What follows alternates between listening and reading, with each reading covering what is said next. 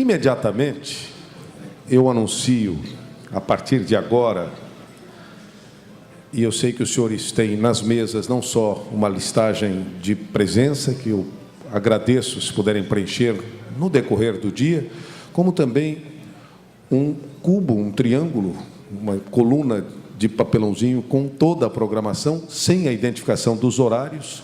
Nós estaremos adequando esta programação ao aproveitamento do maior número de companheiros e companheiras que aqui estão. Mas, imediatamente, eu anuncio ele que é mestre em Ciências Contábeis pela Universidade Federal do Rio de Janeiro, é pós-graduado em Administração e Contabilidade pela Associação Vilhenense de Educação e Cultura, especialista em Contabilidade pela Fundação Visconde de Cairu, na Bahia.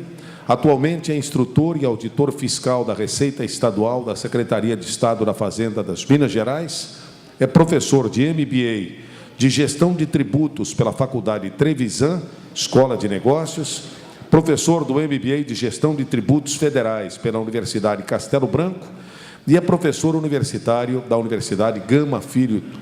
Eu digo, além de autor de várias publicações e obras na área contábil tributária, é um profundo estudioso e pesquisador na área que estará abordando a partir de agora. O uso de indicadores contábeis para a auditoria fiscal. Com vocês, nosso convidado especial no início desta tarde, Fernando Matos, por favor. Boa tarde a todos. Obrigado aí pelo convite. Agradeço a iniciativa do Sindifisca em nome do Fabiano. Realmente é louvável essa iniciativa. Vou levar essa ideia para o Sindicato Minas Gerais, do qual também sou diretor no Sindifisco Minas Gerais. E eu acho isso aqui, para mim, é fantástico, essa iniciativa. Pois bem, o que eu venho trazer para vocês é um estudo que eu tenho me debatido há alguns anos a respeito da análise, quer dizer, a utilização de indicadores contábeis no nosso trabalho fiscal. Desde 1997 que estou na fiscalização, não de Minas Gerais, eu antes era da fiscalização de Rondônia, e já lá, naquela época, eu me questionava, que eu fazia vários modelos de roteiro caixa, mas tudo na tentativa e erro. Eu recebia as empresas para fiscalizar, eu tinha aquelas informações normais de indicadores fiscais e nenhum indicador contábil. Eu não tinha informações contábeis e sempre sabendo que existe inúmeros indicadores na nossa linha acadêmica e nada era aproveitado. Eu falei, não é possível, isso não é possível que ali dentro eu não consiga ter indicadores que eu consiga ter uma previsibilidade de irregularidade no curto prazo. E cá entre nós, o Caixa 2, né? Como que o palestrante anterior acabou de falar, o índice de sonegação é absurdo, né? E eu ficava admirado que a gente trabalhava a contabilidade de algumas empresas, e isso já no estado de Rondônia era assim. Depois saí de Rondônia, fui para Minas Gerais, eu falei, bom, agora cheguei no estado do Sudeste, então aqui as coisas vão ser diferentes. Engano. Mesma coisa. A gente, lá até era pior, nem contabilidade fazia parte do script da auditoria fiscal. A auditoria fiscal em Minas Gerais, até uma coisa de 5, 6 anos atrás, era exclusivamente com base em livros fiscais. O que me incomodava muito, porque eu sempre fui da área contábil, ingressava em pós-graduações, mestrado, etc., e não via nenhum respaldo disso no nosso trabalho fiscal. E isso sempre foi um incômodo para mim. Para que servem esses indicadores contábeis? Serve para nada? Será que nós, da nossa ação fiscal, não podemos utilizar esse indicador para absolutamente nada? Não é possível. Eu tinha essa pergunta e não tinha resposta. E aí eu entrei para o mestrado, isso já em 2008, ou seja, em 2006 eu fui trabalhar com contribuição tributária, exclusivamente com contribuição tributária, no escritório no Rio de Janeiro, ligado a Minas Gerais, e lá entrei para o mestrado de Ciências Contábeis da UFRJ. E eu tinha isso na ideia e levei isso adiante para discutir ou tentar chegar a uma conclusão de que não é possível que a gente não tenha algum grupo de indicadores que possam predizer ou fazer uma previsão do que pode acontecer com o que aquela empresa está fazendo com relação à sua contabilidade e às suas fraudes contábeis, né? Pois bem, já no meu trabalho fiscal, eu descobri 2 indicadores que me deixavam assim, muito satisfeito, apesar de não ter nenhum estudo técnico a respeito. Eu fazia isso porque eu notava que as empresas que eu autuava, eu descobria que esses 2, aqui eu tenho 2 exemplos, a liquidez seca e os ciclos de caixa, que são os ciclos financeiros e os ciclos operacionais da empresa. A liquidez seca é um indicador que traz para nós quanto que o indivíduo tem de dinheiro descontando os estoques para pagar as dívidas de curto prazo. Veja, eu estava preocupado até então, e continuo preocupado, com as irregularidades de curto prazo, com as irregularidades que afetam o caixa diretamente, ou seja, aquela parte no circulante. E a liquidez seca era um indicador que, para mim, sempre que eu via uma empresa com problema de caixa 2, eu ia lá no liquidez seca, o liquidez seca estava derrubado, estava numa condição ruim. E passei a estudar também os índices de rotatividade, tanto do estoque, fornecedor e clientes, onde a gente vai detectar o ciclo de caixa e o ciclo financeiro. Esse era um exemplo que eu sempre procurava fazer. Então, antes de eu começar qualquer fiscalização, eu olhava o liquidez seca e fazia o estudo de rotatividade da empresa. E chegava à conclusão, ou não, de que ela poderia ter algum problema. Mas eu não tinha nenhum estudo técnico, pessoal. Isso tudo era meu feeling, era o meu trabalho, minha curiosidade. E aí, como o próprio palestrante aqui anterior falou, a gente está evoluindo. Com a entrada do SPED, veja, o SPED hoje dá informações de tudo que a gente possa imaginar. Não consigo conceber você ter uma informação no SPED contábil, na escrita digital contábil, especificamente na contabilidade, está disponível para todos nós, de todos os estados. E o que se faz com ela? Pelo menos no estado de Minas Gerais? Nada. Não consigo entender isso. Isso, para mim, é uma coisa que ainda não conseguimos evoluir.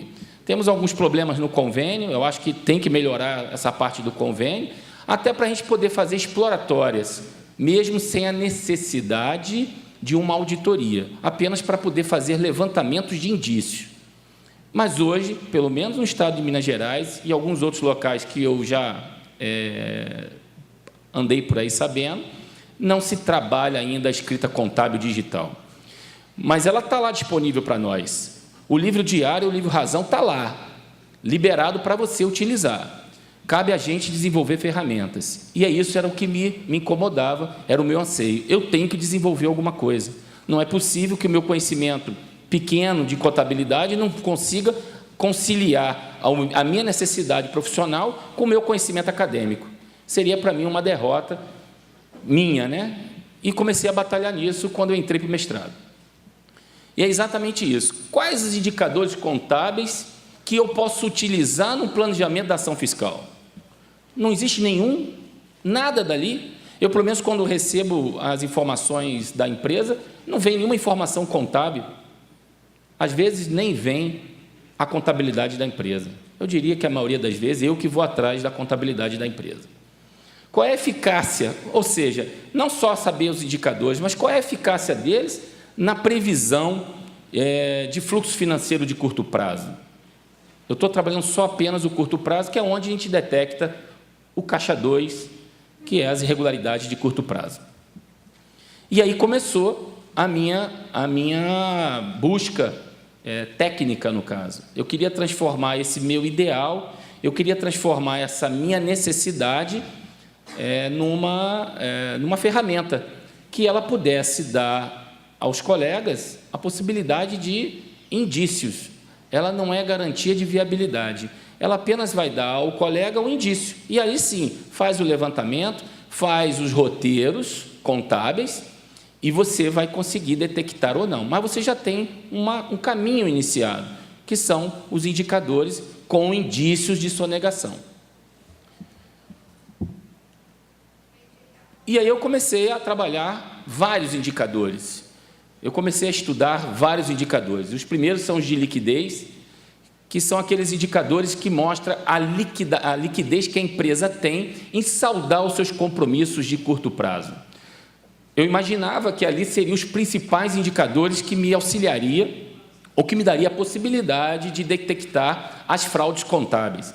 E são eles: imediata, que são liquidez de curtíssimo prazo, os liquidez corrente, que eles tratam a contabilidade do curto prazo como um todo, a parte do ativo circulante como um todo e o passivo circulante como um todo.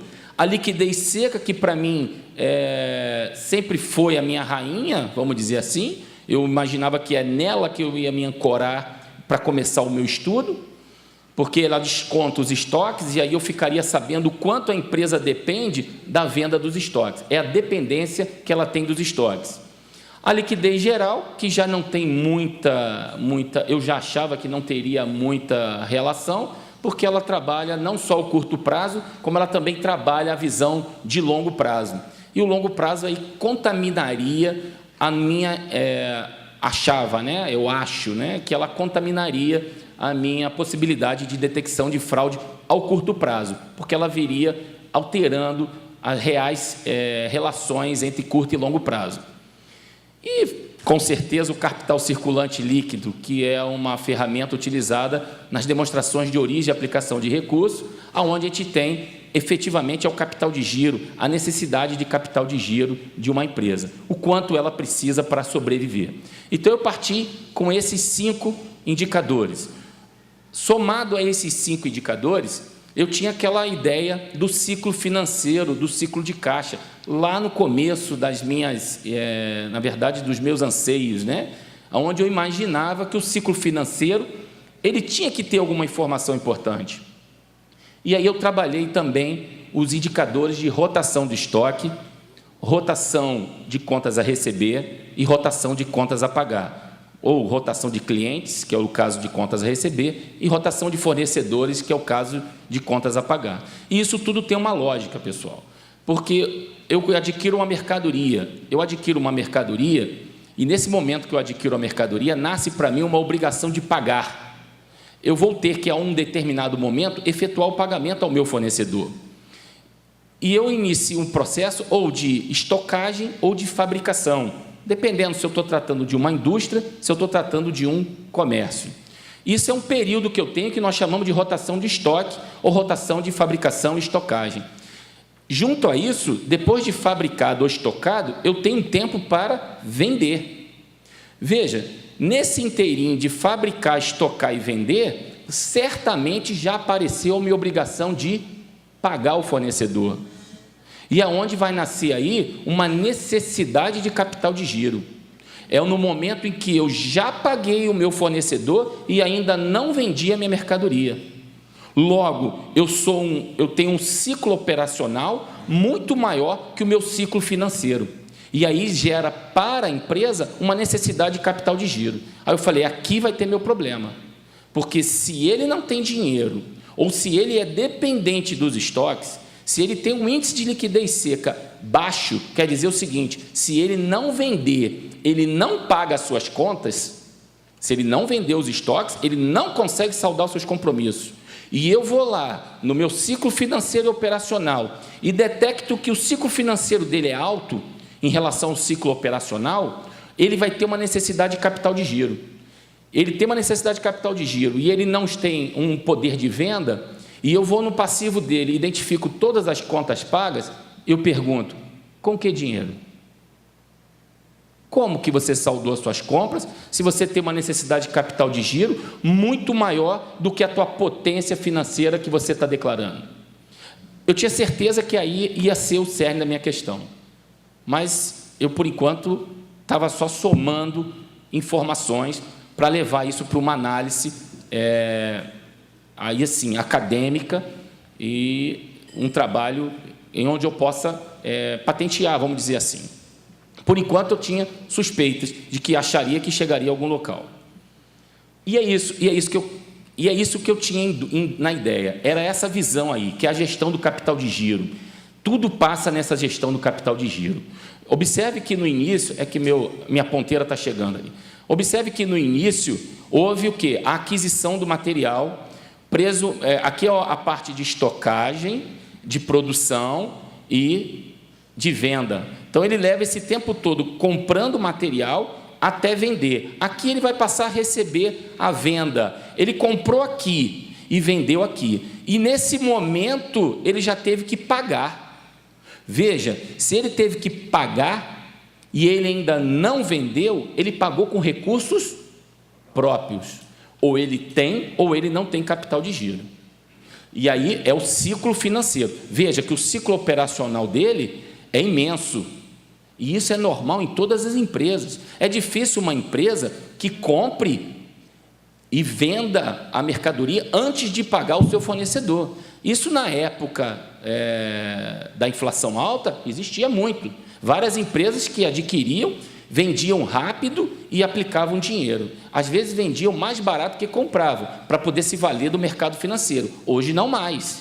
Hoje, não tem mais o mercado financeiro que venha repor esse ganho. Então, ele precisa ter margem de valor agregado, ele precisa ter ganho na margem dele, senão ele não consegue sobreviver. Então, o ciclo operacional dele vai ser desse tamanho. Ele compra aqui, produz e vende. Esse é o tempo que ele leva, é o tempo normal de produção e venda. Sendo que, antes disso, ele já efetuou o quê? Ele já efetuou o pagamento ao fornecedor. E ele efetua o pagamento aqui e só recebe aqui. Isso nós estamos falando em tempo.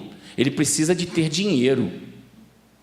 Se você vai lá no índice de liquidez seca e vê a liquidez seca baixa, quer dizer que ele é dependente dos estoques para pagar as contas, ou se ele depende dos estoques para pagar a conta, ele só recebe aqui. Se a conta aqui já está paga, ele pagou com o quê?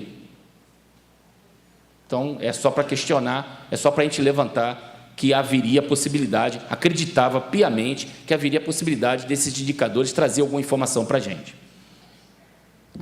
E aí eu me fiz valer também do modelo de análise, é um modelo novo, eu diria novo, porque ele foi criado em 1981, lamentavelmente, eu digo lamentavelmente, não pelo Fleury, mas é porque ele é físico, ele não é contador. E isso deixa nós contadores, para quem estiver aqui na plateia, deixa a gente assim um pouco frustrado, porque nós não conseguimos pensar o que ele pensou, né? Mas desde 1981, ele é da Fundação Dom Cabral, ele lançou esse novo modelo de avaliação, em que você avalia e projeta o futuro, através de 2 indicadores especificamente. Na verdade, são 3. A necessidade de capital de giro, o capital de giro e a relação entre os dois, que nós temos a visão de tesouraria. Sem entrar em muito detalhe, a gente, quando vai tratar a necessidade de capital de giro pelo modelo Fleury, a gente tem que dividir as contas, especificamente do circulante, não é muito tratado o grupo do não circulante, a gente tem que dividir as contas do circulante em 2 grandes grupos, os grupos dos operacionais ou cíclicos e o grupo dos financeiros ou erráticos. Entendendo uma diferença do outro, na verdade, você reestrutura o balanço, você cria um balanço de maneira diferente, não mais como a gente aprende nas graduações, etc. Na verdade, você vai classificar as contas conforme a essas 2 condições. E que condições são essas?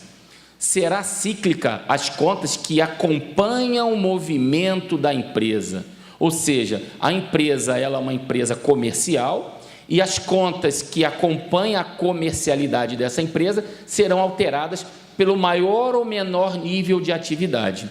Ou seja, observe que as contas que nós chamamos de cíclicas, elas estão ligadas diretamente ao negócio da empresa. Se o negócio da empresa aumentar, esquentar, tiver maior volume, ela vai ser alterada com base nessas informações. Se ela tiver um menor volume, ela terá uma redução nas suas informações, ou seja, nos seus valores. E já as financeiras, elas são meio independentes, não diria totalmente independentes, mas elas são meio independentes. Por que eu estou falando isso? Porque o modelo dele é desta maneira que ele classifica o seu capital de giro e a sua necessidade de capital de giro. Veja, com base nessa nova classificação, eu vou saber qual é a minha disponibilidade financeira e quanto eu efetivamente preciso, que é a minha necessidade de capital de giro. Ou seja, essa é a curva do modelo Fleury. Veja, essa empresa é uma empresa que eu diria salutar. É uma empresa mineira no qual a gente aplicou o modelo Fleury para avaliar a sua condição financeira. E ela, depois de ter passado por essa nova classificação, aparece um quadro semelhante a esse, no caso dela. Ou seja, a necessidade de capital de giro é quanto a empresa precisa para poder movimentar os seus negócios. Ela está aqui embaixo, está abaixo do capital de giro, que é quanto ela dispõe. Essa é uma condição salutar de uma empresa, ou seja, a tesouraria dela é o quê? Positiva. Veja, eu coloquei aqui efeito tesoura, porque exatamente o que a gente quer saber na empresa é isso, se vai acontecer. Eu estou aqui com a curva de necessidade de capital de giro, e aqui em cima eu estou com a curva do capital de giro, que é o valor de recursos disponíveis. Quando eu tenho o capital de giro superior à minha necessidade de capital de giro, eu tenho a tesouraria positiva, estou tranquilo, eu tenho dinheiro. O problema é quando acontece isso, a necessidade de capital de giro é maior que o capital de giro disponível. Logo, eu não tenho recursos financeiros para poder fazer frente ao pagamento das minhas dívidas de curto prazo. Eu só estou falando aqui em curto prazo. Eu abandonei a parte de longo prazo. O meu foco era sempre no curto prazo. Então, a pergunta é o seguinte: houve efeito tesouro ou não? Então, veja, o capital de giro e a necessidade de capital de giro era fundamental nessa minha análise. Juntando com o ciclo financeiro, juntando com a liquidez seca, tudo isso fazia parte de uma combinação de fatores para eu poder chegar a algum lugar. Não saberia se chegaria a algum lugar. Por quê? A nossa preocupação sempre foi com as fraudes. E a verdade é que a gente está correndo a 100 quilômetros e o contribuinte está a 200. Nós estamos sempre a uma distância bem grande deles. Quando a gente consegue chegar a um ponto, eles já se afastaram daquele ponto, com certeza, mais adiante da gente, né? E a minha preocupação era exatamente essa, era descobrir sonegação de curto prazo, principalmente o saldo credor da conta caixa, isso no lado dos ativos. No lado dos passivos, eu tinha preocupação com os passivos fictícios, com os passivos inexistentes, com os passivos ocultos. Então, eu foquei exatamente nesse grupo de irregularidades, as irregularidades no ativo circulante e no passivo circulante. Então, nesse momento, o que eu tinha? Eu tinha um cenário de indicadores e tinha aonde eu queria chegar. Eu queria detectar estas fraudes especificamente. Essas fraudes são as fraudes que eu procurava. E aí comecei a fazer a minha pesquisa efetivamente dentro do mestrado da UFRJ. E para tal, eu utilizei o banco de dados da Secretaria de Estado da Fazenda de Minas Gerais, com autorização do subsecretário à época, onde eu tinha 8.633 empresas. Só que eu não podia pegar qualquer empresa. Na verdade, eu tinha uma limitação muito grande para fazer esse trabalho. Não adianta eu pegar qualquer empresa. Eu tinha que pegar empresas que foram trabalhadas contabilmente. Poxa, eu acabei de dizer para vocês que a cultura contábil em Minas Gerais era praticamente zero. Nós começamos a trabalhar a contabilidade em Minas Gerais a partir de 2005, quando nós lá começamos a desenvolver um grupo de contabilidade e onde nós começamos a fazer a multiplicação de cursos de contabilidade. Mas naquela época a contabilidade era um idioma pouco frequentado nos meios fiscais de Minas Gerais. Então eu tive que realmente garimpar bastante nessa época para procurar trabalhos contábeis que tenham gerado resultados com irregularidade e resultados sem irregularidade. Alguém que tenha trabalhado contabilmente e não tenha achado resultado de irregularidades de curto prazo, e alguém que tenha trabalhado a contabilidade da empresa e que tenha achado irregularidades de curto prazo. E eu consegui, no caso, àquela época, 52 empresas, sendo 31 com irregularidade e 21 sem irregularidade. E foi com esse universo que eu comecei a trabalhar a minha proposta de pesquisa, né? E trabalhei exatamente aqueles indicadores que nós vimos anteriormente, sendo que no custo financeiro eu usei o prazo médio só para saber o que é o CF, né? É o custo financeiro em que eu usei o prazo médio de estoque, o prazo médio de clientes, menos o prazo médio de pagamento de fornecedores, para eu ter uma ideia de quanto era o ciclo financeiro da empresa, ok? Se você olhar a projeção dos indicadores num plano, a gente vai ver espalhado por tudo quanto é lugar e a gente não conseguiria buscar uma normalidade da curva. Depois eu fiz um teste, evidentemente, se a amostra já não é normal, inevitavelmente ela será não paramétrica, mas eu sou obrigado academicamente a fazer esse teste, se ela é efetivamente não paramétrica. E para isso eu usei o teste de Mann-Whitney, para comprovar se ela era ou não era paramétrica.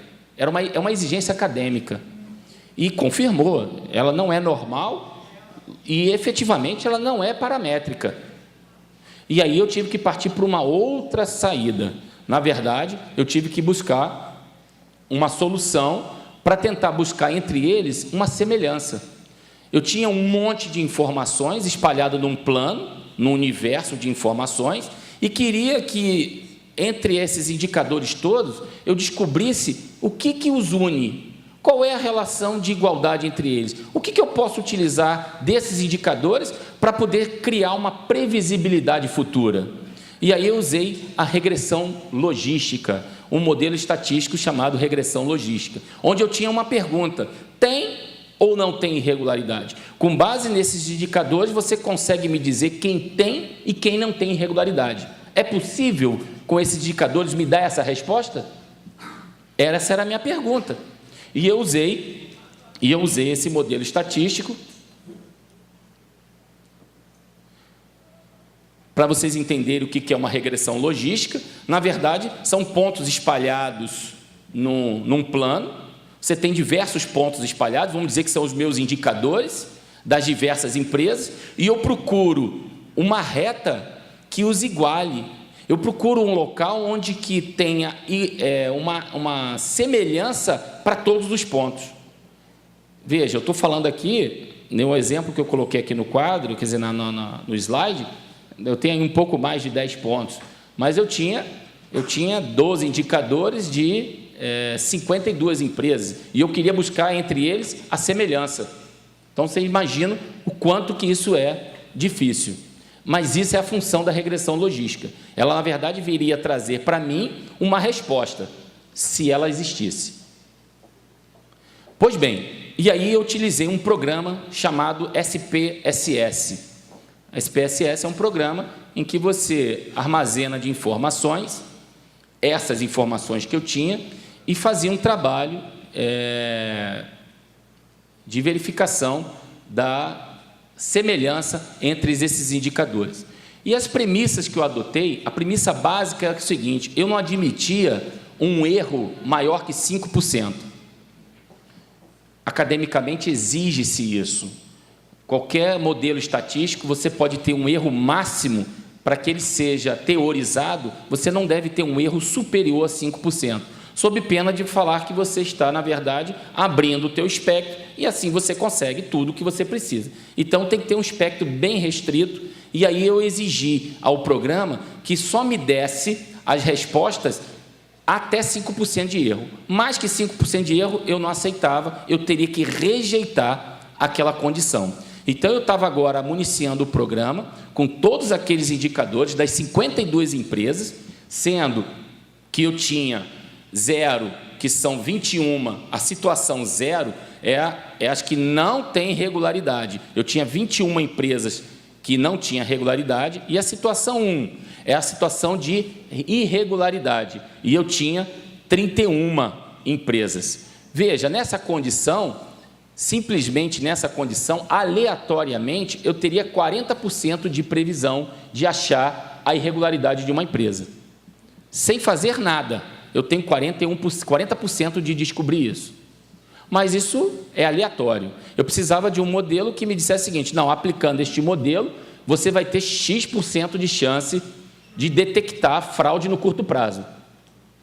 E aí eu municiei o SPSS na versão regressão logística, e inicialmente com esses STEP, que na verdade com esses indicadores, e exigi que fosse no máximo erro de 5%.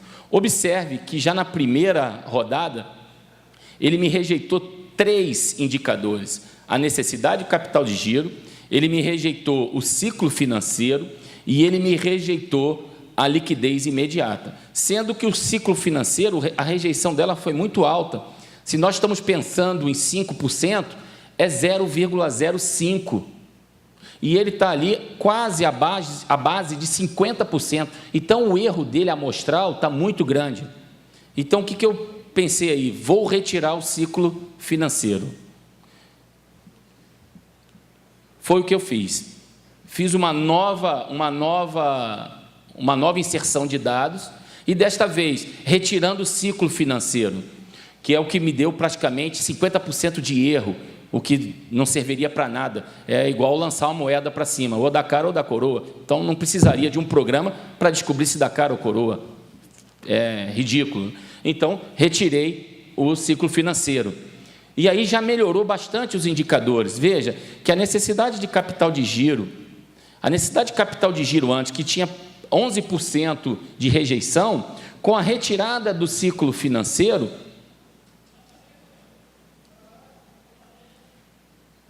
não está passando. Com a retirada do ciclo financeiro, ele já ficou a 8%. Já melhorou bastante a condição da necessidade de capital de giro, mas ficou rejeitado ainda, porque eu só aceito erro à base de 5%. E aí deixei, observa que a liquidez imediata, o erro dela ainda estava à base de 13%.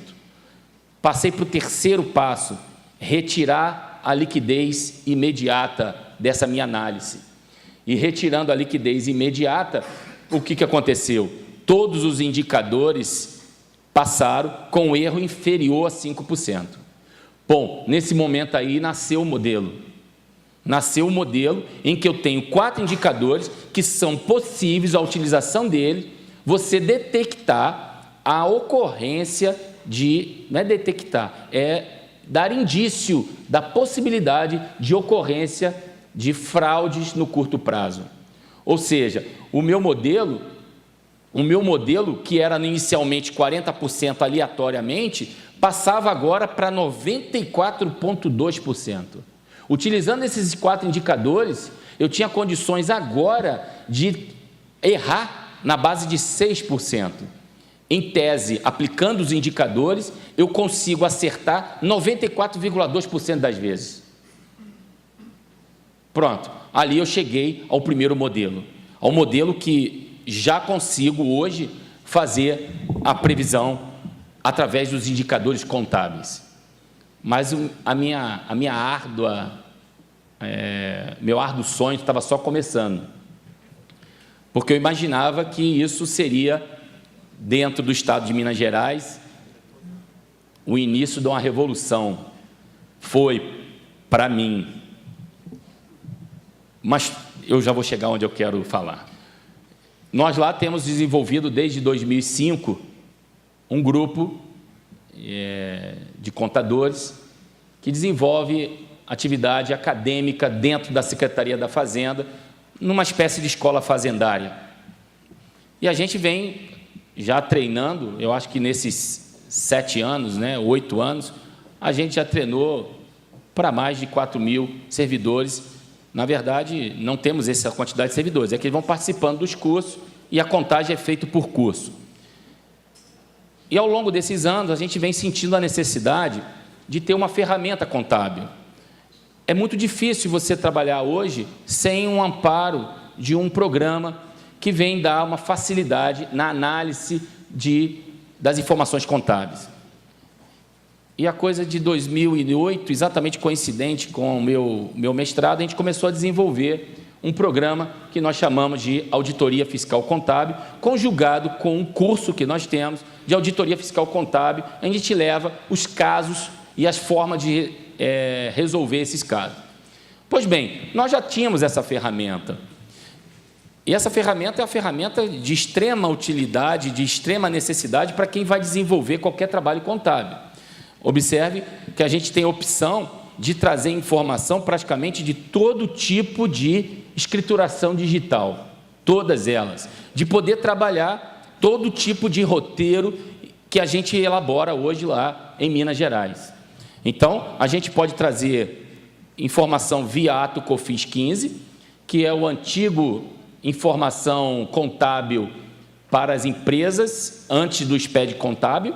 Então, quem não está obrigado ao SPED contábil está obrigado ao ato COFINS 15 ou 25, que é a informação contábil naquela formatação.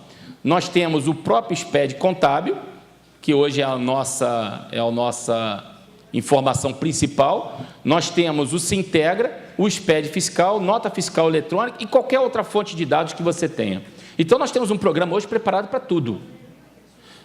Dentro desse próprio programa, se nós observarmos, a gente pode agrupar contas, fazer as demonstrações contábeis e temos duas orelhinhas, né, do programa que trata auditoria e roteiros. Nessa auditoria, nós temos aqui análise através de índices. E eu ainda não consegui, da Secretaria de Estado da Fazenda de Minas Gerais, que o meu indicador vá aqui para dentro. Mas eu vou conseguir. O programa já existe. O desenvolvedor do programa senta na minha mesa, ao lado da minha mesa, mas ele não pode fazer alteração sem autorização. Isso é um programa institucional, é um programa da Secretaria da Fazenda, e eu ainda não consegui levar para dentro. Acredito que vai sair, mas ainda não consegui colocar isso dentro do programa de Minas Gerais, que trata da contabilidade. Veja, observe que, com o uso desses indicadores, aumenta de 40 para, não é 96 não, pessoal, para 94,2 a chance da gente detectar os casos de fraude de curto prazo na contabilidade da empresa, apenas por uma análise dos indicadores. Penso que isso contribui não só para Minas Gerais, mas para todos os outros estados. Vejo que todos nós temos a mesma informação disponível, não são informações diferentes, são as mesmas, e eu acho que há a possibilidade de todos que trabalham contabilidade já fazer uma análise, um planejamento fiscal dessas ações. O trabalho não tá terminado. Na verdade, eu tenho uma segunda etapa, que eu estou reservando isso para o doutorado, que seria aplicar a esses indicadores a econometria. Ou seja, eu teria que fazer um estudo para detectar como esses indicadores vão ser trabalhados em determinados setores, para eu criar um parâmetro por setores de atuação, por tamanhos de empresa, por colocação das empresas, por tipos de contabilidade que essa empresa tem. Mas esse vai chegar para um segundo momento, acredito que mais na frente. Pois bem, o que me incomoda, é o que eu coloco para vocês, é que a gente tem condições de melhorar, mas, às vezes, o próprio Estado não nos viabiliza essas posições. E aí a gente vai para as discussões, brigas. Eu estou falando agora, nesse momento, não mais como palestrante, e sim como diretor de sindicato, né? A gente está vivendo em Minas Gerais hoje, talvez por isso eu não tenha conseguido colocar isso num programa institucional, por eu participar do sindicato, ser diretor do sindicato. Nós estamos numa briga contumaz com a direção da Secretaria da Fazenda, e que nós estamos trabalhando essa discussão, infelizmente ou felizmente, né, nós estamos fazendo um outro caminho não sei se vocês estão cientes, nós estamos fazendo outro caminho de luta. E o nosso caminho de luta hoje em Minas Gerais não está sendo o embate corpo a corpo. Nós estamos usando a mídia. Nós estamos fazendo hoje divulgações pelo país afora, na Globo News, nos estados, na Folha do Estado de São Paulo, no estado de Minas Gerais, no Globo, no Extra do Rio de Janeiro, todo local onde aparece alguém que queira ser candidato a governador, a presidente da República, a gente está aparecendo com as informações verdadeiras. Nós não usamos falácia nem mentira. E tudo isso porque nós temos, por sorte, se posso dizer assim, nós fizemos um trabalho lá atrás de montar um fundo financeiro que hoje tem mais de 2 dígitos em milhões de reais. E hoje nós temos condições de combater o poder financeiro do governo. Que eles entraram agora, a última, entraram com uma ação contra a gente, proibindo de nós fazermos a divulgação das informações judicialmente. O juiz não concedeu liminar e pediu uma multa de R$10 mil por anúncio. Eu sugeri a gente depositar logo 100 mil, que garantiria a gente já 10 anúncios por tacada, né? Isso é possível porque, nesse momento, a gente está capitalizado. Não sei a situação de vocês, mas hoje é bom, amanhã a gente não sabe, né, pessoal? E aí a gente vai ver uma palestra agora, que eu acho que nós estamos precisando também lá para aprender a negociação, né? Eu acho que lá nós estamos precisando, porque nós não estamos sabendo negociar. Então, eu acho que a palestra que vai me suceder aqui seria interessante que o pessoal de Minas Gerais visse, né? Tanto o governo quanto o sindicato. Pode ser que nós estejamos no caminho errado. Pessoal, eu agradeço. Mais uma vez, parabenizo o Sindifisco Santa Catarina. A iniciativa, com certeza, levarei para Minas Gerais e levarei alguns trabalhos que já estive vendo, que eu acho que é interessante de nós replicarmos lá em Minas Gerais. Copiaremos, né? Nada se cria, tudo se copia, né? Isso não deve ser falado não, porque no mundo acadêmico, quando eu falei isso, quase me mandaram embora do mestrado, que lugar de mestrado não é copiar, é criar. Mas ideias boas nós temos que copiar, e eu parabenizo mais uma vez, obrigado pela atenção de todos.